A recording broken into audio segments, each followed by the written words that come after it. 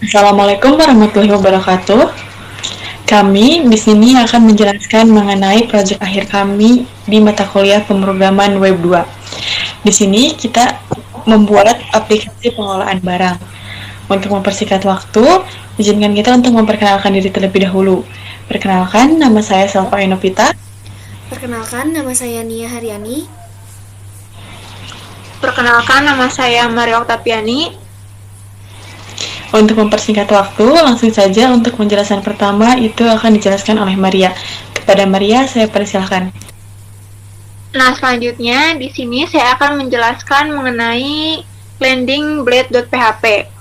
Nah, pada tampilan ini yaitu halaman ini dibuat full screen dengan desain responsif. Selanjutnya untuk background yaitu menggunakan gradiasi berwarna biru dengan arah diagonal dan juga untuk semua teks diberi warna putih kontras dengan background. Nah, pada di tengah halaman ini terdapat 3 elemen utama. Yang pertama yaitu judul besar, aplikasi pengelola barang. Yang kedua yaitu deskripsi singkat mengenai kelola barang masuk dan keluar dengan mudah dan efisien. Dan yang terakhir yaitu pada tombol aksi. Nah, di sini tombol masuk aplikasi mengarahkan pengguna ke halaman dashboard dan juga menggunakan root dashboard. Nah, selanjutnya di sini saya akan menjelaskan mengenai fitur login dan juga register. Yang pertama di sini pada bagian migration. Nah, di sini terdapat 3 tabel. Yang pertama yaitu tabel user yang berisi kolom username, password dan juga token untuk login. Yang kedua yaitu tabel password reset. Di sini digunakan ketika nanti kalau ingin menambahkan fitur lupa password. Dan yang terakhir yaitu bagian table session. Nah, di sini untuk menyimpan data sesi pengguna pada saat login. Selanjutnya pada bagian seeder.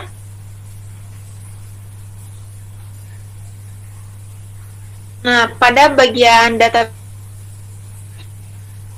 yaitu menambahkan satu user default yaitu user create dan fungsi hashmake yaitu agar password tersimpan dalam bentuk yang terenkripsi. Nah, di sini sudah terdapat username yaitu admin dan juga password yaitu admin123. Selanjutnya pada bagian model user.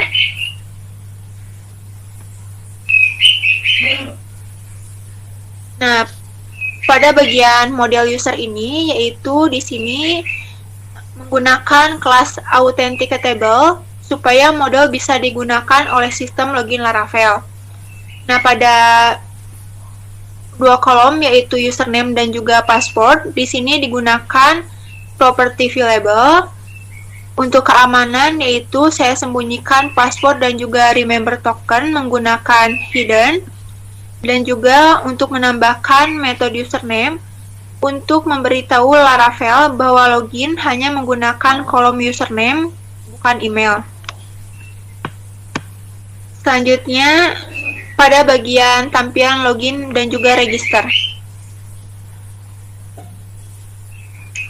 Nah, di sini pada bagian login, pengguna diminta untuk mengisi username dan juga password. Sedangkan pada bagian halaman register,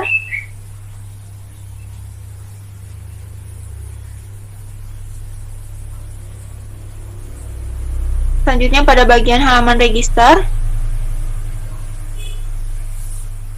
di sini pengguna membuat akun baru dengan memasukkan username, password, dan juga konfirmasi password. Selanjutnya pada bagian root,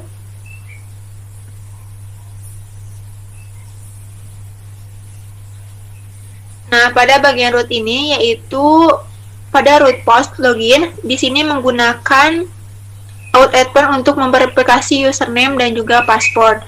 Pada root post register, di sini untuk menambahkan validasi username. Dan juga di sini setelah berhasil login, pengguna diarahkan ke halaman dashboard. Dan juga root dashboard ini dilindungi dengan malware out, jadi hanya bisa diakses setelah login. Selanjutnya di sini akan menjelaskan mengenai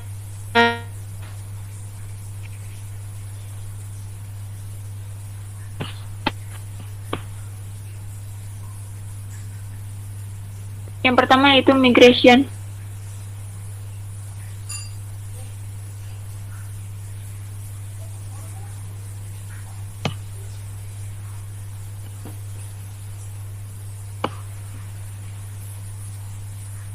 Nah, untuk migration ini yaitu menyimpan informasi seperti kode barang, nama barang, stok, dan juga satuan. Kolom timestamp ini yaitu otomatis mencatat waktu yang dibuat dan diupdate. Selanjutnya yaitu pada bagian barang seeder. Nah, di sini di dalamnya terdapat contoh barang, misalnya yang pertama ada beras, minyak goreng, dan lain sebagainya. Nah, di sini data ini akan dimasukkan otomatis ke database saat menjalankan perintah seeder. Selanjutnya pada bagian model barang.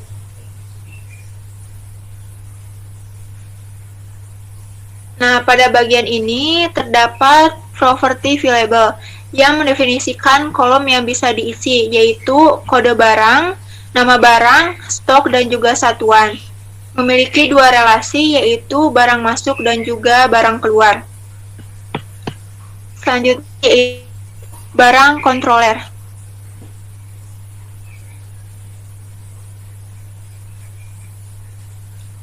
Nah, pada bagian ini yaitu fungsi penjelasannya yang pertama yaitu index. Di sini untuk menampilkan semua data barang. Yang kedua ada create untuk menampilkan from tambah barang. Yang ketiga ada store untuk menyimpan data barang baru. Yang keempat ada edit untuk menampilkan from edit. Yang kelima ada update untuk menyimpan perubahan data barang. Dan yang terakhir yaitu destroy untuk menghapus barang dari database.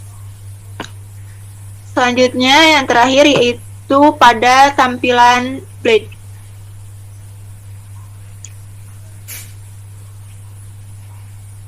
Nah, pada tampilan ini, di sini yang pertama yaitu di halaman create, pengguna dapat menginput seperti nama barang, kode barang, maupun satuan. From ini mengarah kepada barang store. Selanjutnya pada edit blade PHP. Nah, di sini digunakan untuk mengubah data barang dan juga terisi dengan data sebelumnya. Dan yang terakhir yaitu pada index blade PHP. Nah, di sini yaitu setiap baris menunjukkan kode, nama, stok, dan satuan barang. Nah, di sini ada tombol edit dan juga hapus di setiap baris. Jika tidak ada data, akan muncul data belum tersedia. Dan pengguna juga bisa menekan tombol tambah barang untuk menambahkan data baru. Dan yang terakhir yaitu bagian root.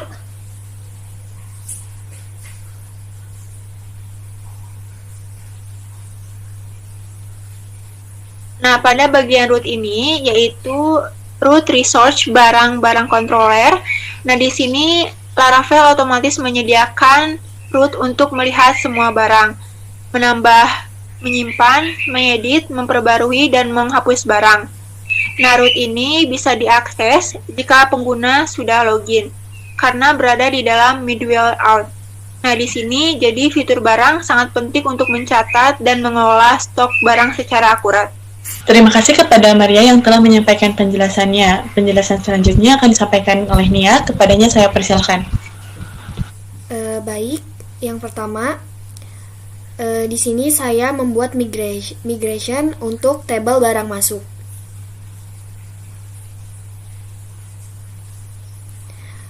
Dalam tabel ini memiliki kolom barang ID sebagai foreign key dari tabel barang.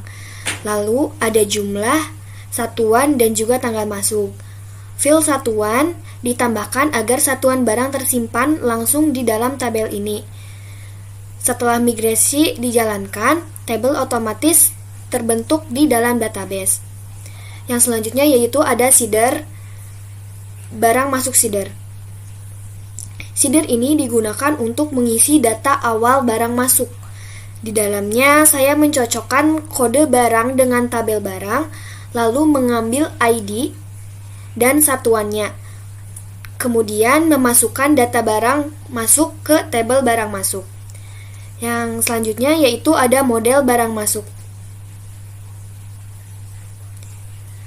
Dalam model ini mewakili tabel barang masuk yang berelasi dengan model barang melalui belong to. Saya juga menambahkan properti VLabel untuk mendefinisikan kolom mana saja yang bisa diisi secara massal oleh Laravel. Yang selanjutnya yaitu ada controller, barang masuk controller.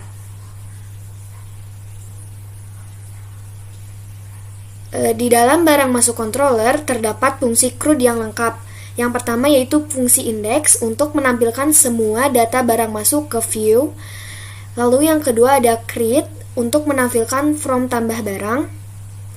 Yang selanjutnya yaitu ada fungsi store akan menampilkan validasi data, menyimpan data barang masuk, serta secara otomatis menambahkan jumlah stok ke tabel barang.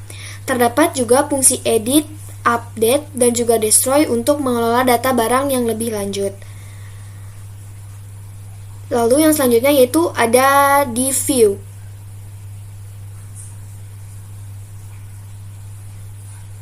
View barang masuk.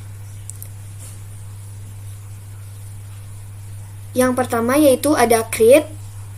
Pada halaman create, kita dapat memilih barang dari drop down. Ketika barang dipilih, satuannya akan muncul otomatis menggunakan JavaScript. Setelah itu juga dapat mengisi jumlah dan tanggal masuk lalu menyimpannya. Next, yang selanjutnya yaitu ada edit barang masuk. Di halaman ini hampir sama dengan create. Namun, data yang ditampilkan sudah terisi sesuai data yang sebelumnya. Satuannya juga muncul otomatis dan tidak bisa diubah agar tetap konsisten dengan barang yang aslinya. Lalu yang terakhir yaitu ada index. Pada halaman indeks barang masuk menampilkan tabel berisi data tanggal masuk, nama barang, jumlah, dan satuan. Pada bagian kanan tabel juga ada tombol edit dan hapus untuk mengelola datanya. Juga ada button kembali ke dashboard.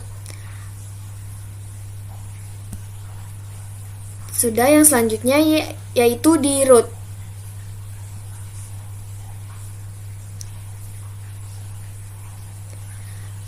Di root, saya menggunakan root research yang otomatis mendukung semua metode CRUD yang sudah ada di dalam controller.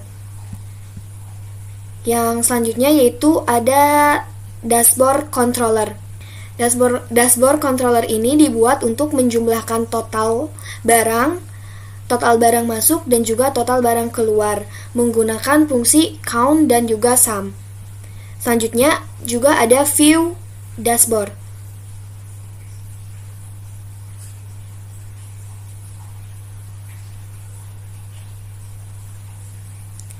Di view dashboard ini saya menampilkan 3 informasi utama yaitu total barang masuk, dan total barang keluar.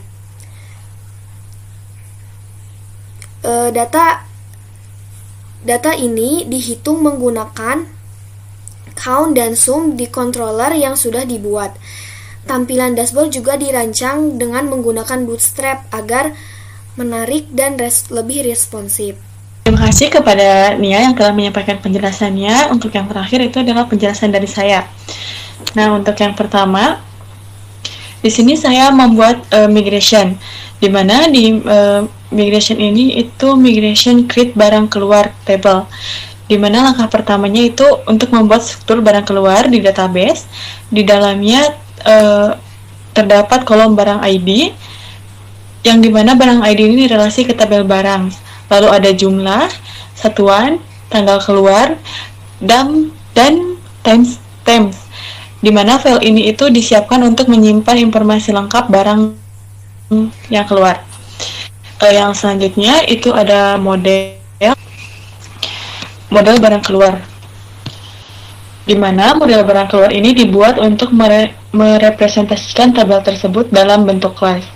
Nah, model ini itu menggunakan variable untuk mengatur file yang dapat diisi secara massal dan memiliki relasi belongs to ke model barang agar bisa mengakses data barang yang terkait. Yang selanjutnya, di sini saya membuat seeder barang keluar. Di mana setelah sudah siap, kita membuat seeder untuk mengisi data awal atau data dummy ke tabel barang keluar. Nah, seeder ini mencari ID barang berdasarkan kode barang dan tabel barang, lalu memasukkan jumlah, tanggal keluar, dan satuan. Lalu selanjutnya itu saya membuat controller barang keluar. Nah, controller barang keluar ini itu untuk mengatur logika aplikasi, di mana index itu berfungsi untuk menampilkan semua data barang keluar. Lalu ada create, yaitu yang berfungsi untuk menampilkan form tambahan barang keluar. Lalu ada store, di mana store ini berfungsi put, simpan data, dan kurangi stok barang. Lalu ada edit, di mana edit ini berfungsi untuk menampilkan form edit barang keluar. Lalu ada update. Nah, update ini berfungsi untuk bahan barang keluar, dan yang terakhir ada destroy, di mana ini itu berfungsi untuk menghapus data barang keluar. Nah, setelah membuat controller, di sini saya juga membuat view untuk tampilannya.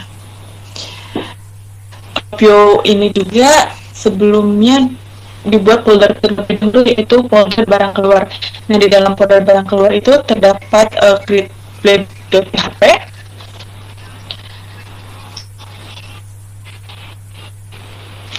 mana create.php ini berfungsi sebagai tambah data dengan pilihan barang dan tempat.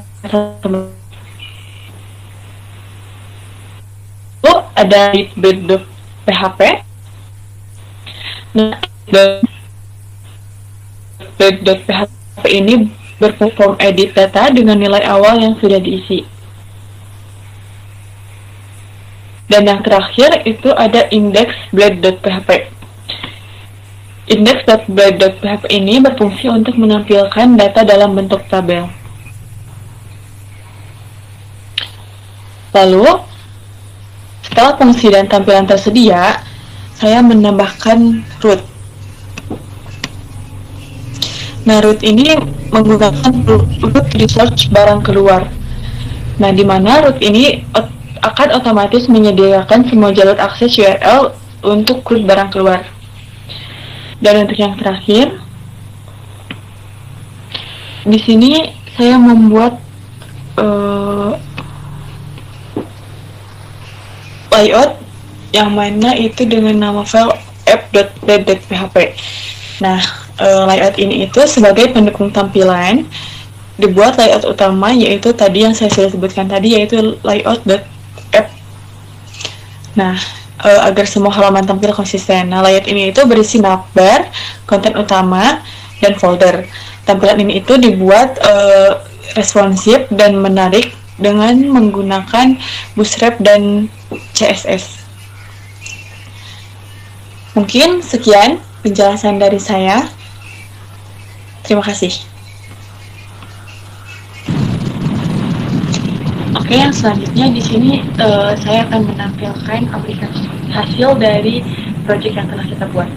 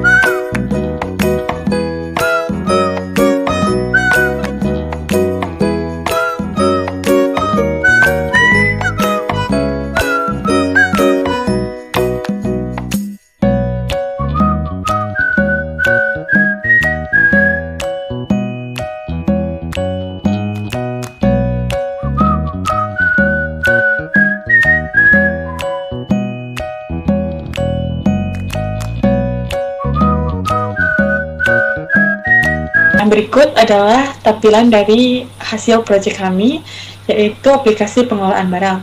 Mungkin sekian presentasi dari kelompok kami. Wabillahi taufiq wal hidayah. Wassalamualaikum warahmatullahi wabarakatuh.